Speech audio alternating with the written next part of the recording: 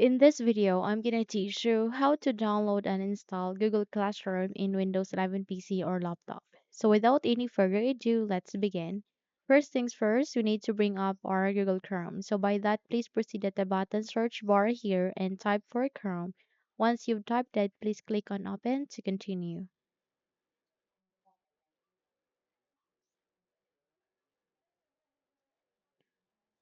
So here at the Google Chrome, we just have to wait until everything are set before we proceed to the process. And once everything are ready, please navigate at the upper right side of that. You can see there this option. So click on this to see the Google Apps. And from here, you need to scroll down and locate for the classroom.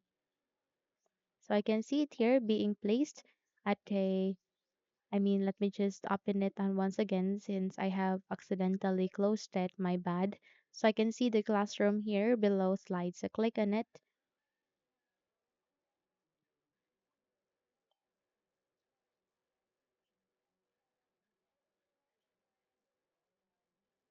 And once it is being set here, we just have to wait until it will be ready for us before we continue to the installation.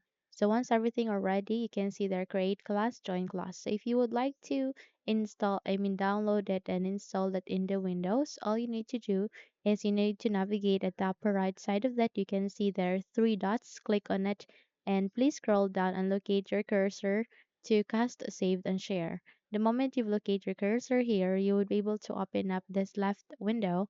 All you need to do is you need to proceed and install Google Classroom as an application. So it will ask you to confirm your action, go with install.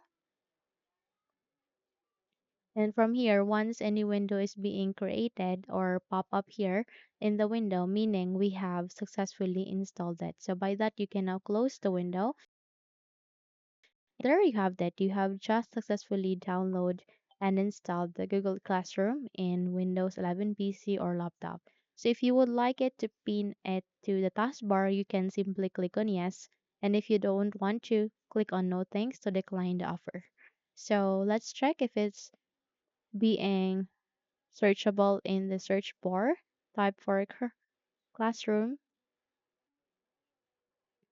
and it's showing here as an application. So if you would also visit the settings, you can also see it there aligning the list of applications that are being installed in your Windows. So that's it. If you think this video helped you a lot, then please don't forget to subscribe, hit the like button as well as the bell icon to be updated for more tutorials like this. Thank you for watching this video and have a good day.